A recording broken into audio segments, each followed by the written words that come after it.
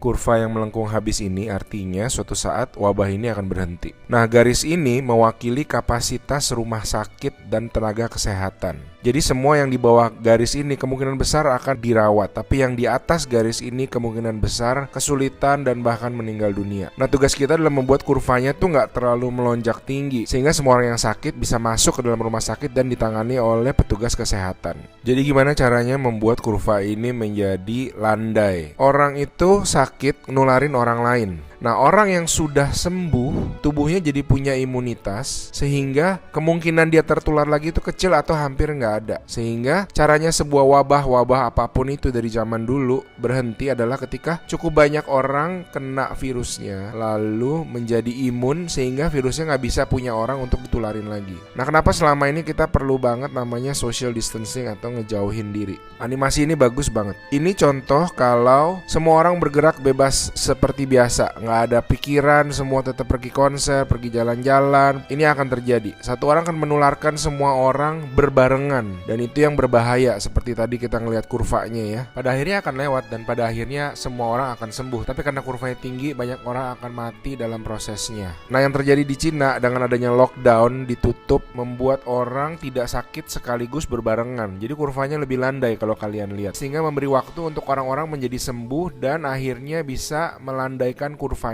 Nah, sekarang kita lihat kalau kita lakukan namanya social distancing, yaitu kalau nggak harus banget nggak usah pergi keluar, kalau nggak penting-penting banget nggak usah ketemu temen, nggak usah ada social function, semuanya ditunda dulu. Kita lihat apa yang terjadi.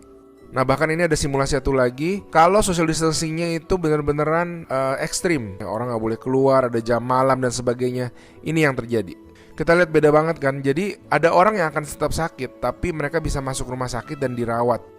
Jadi teman-teman, please do your social distancing, stay at home, work from home, anywhere you can.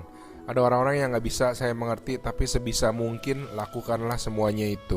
A good way of doing it is to imagine that you do have the virus, and change your behavior so that you're not transmitting it.